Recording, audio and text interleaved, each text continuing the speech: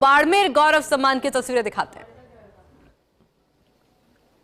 First India के इस कार्यक्रम में मंच पर विराज रहे हमारे सांसद उमेदराम जी पैनीवाल, पूर्व सांसद मानवेंद्र सिंह जी, हमीर सिंह जी, रविंदर सिंह जी, आदूराम जी मेघवाल जी, टीना डाबी जी, नरेंद्र मीणा जी, यथार्थ जी, जितेंद्र जी, सम्मानित प्रांगण में विराजे हुए बाड़मेर के गणमान्य नागरिकों, काफी बाड़मेर के संदर्भ में चर्चा और बात हुई है। आज के वक्त में बाड़मेर की पहचान क्या है और बाड़मेर को सबसे ज्यादा आवश्यकता किस चीज की? मेरा मानना है बाड़मेर की पहचान बाड़मेर की जो खेजड़ी है और टाके, पूरे देश में और राजस्थान के अंदर आज सबसे प्रमुख जो समस्या है वो हवा की है, प्रदूषण की और पीने का पानी। 70% लोग हम लोगों के या पीने योग्य पानी नहीं है, वो मजबूरी में पी रहे हैं। और उसका विश्व का सर्वश्रेष्ठ मॉडल अगर कहीं है तो बाड़मेर के टाके। वो टाके आज हमारी पीढ़ी नहीं। मैं बाईतू से बाटाड़ू जा रहा था, सिमरथाराम जी पैनीवाल हमारे प्रधान पीछे से आ रहे थे, तो मैं रुका। उमेदराम जी पैनीवाल के ससुराल की ढाणियां हैं उनके पास में, एक ही आगोर में 30 टाके हैं वहां। तो इस तरह का मॉडल शायद ही कहीं होगा।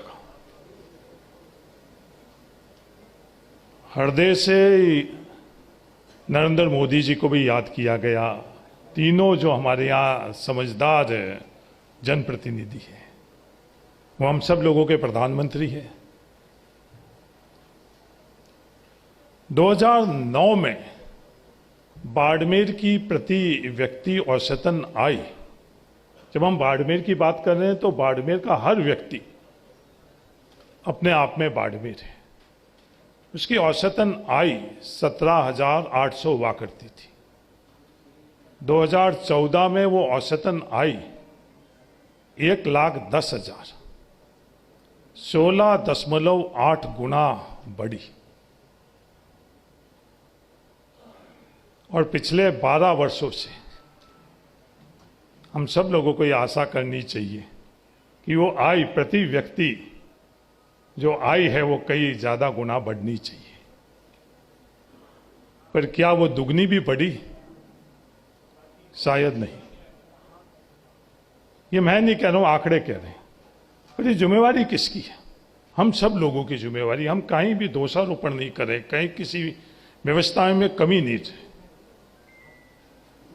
पिछले दिनों मुझे एक अपने परिवार के व्यक्ति ने किताब पढ़ने के लिए, वाई नेशन फेल्स, उस पूरी किताब का सारांश था कि जहां जिस देश में संस्थाएं मजबूत हुई है वो देश आगे बढ़ा है, और जिस देश में संस्थाएं कमजोर हुई वो देश समाप्त हो गया।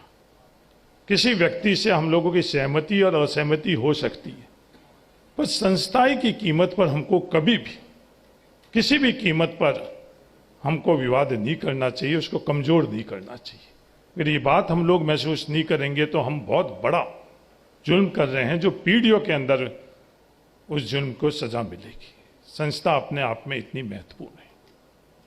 जो हमारी थार में जो पारिवारिक संस्थाएं हैं, शायद दुनिया में इससे बेहतरीन व्यवस्थाएं कहीं हुई।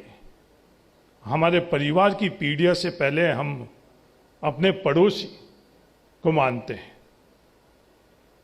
हाँ, कुछ हम लोगों के अंदर अलग अलग हम लोगों के स्थान होंगे, अलग अलग हम लोगों की बात होगी, हम लोगों की अलग अलग सोच होगी।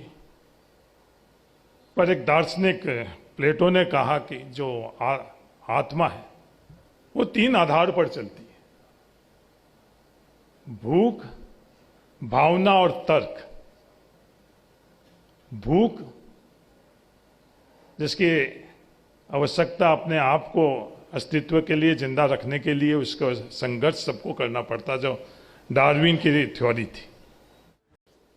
अपने ढाणी में जो कुछ भी है, उतारे में जो कुछ भी, वो मेहमान के लिए हम लोग हाजिर रखते हैं। और बाड़मेर और जैसलमेर की मेहमान नवाजी का तो दुनिया में उदाहरण है। कमी जरूर प्रकृति ने हम लोगों को दी है, पर मेहमान नवाजी के अंदर है, कहीं भी जाते हैं तो सबसे मेहमान नवाजी के अंदर हम लोग सबसे आगे।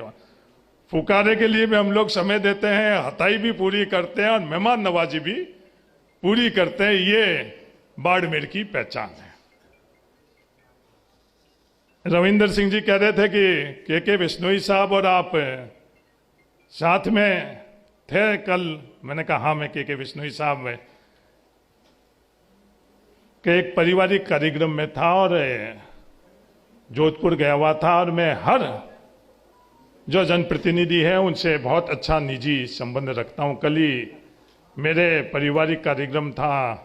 रणजीत सिंह जी लोढ़ा, जो मेरे पिताजी के 40 साल से मित्र है और सहयोगी है, उनके कार्यक्रम में था, और वहां भी गजेंद्र सिंह जी शेखावत साहब मिले थे।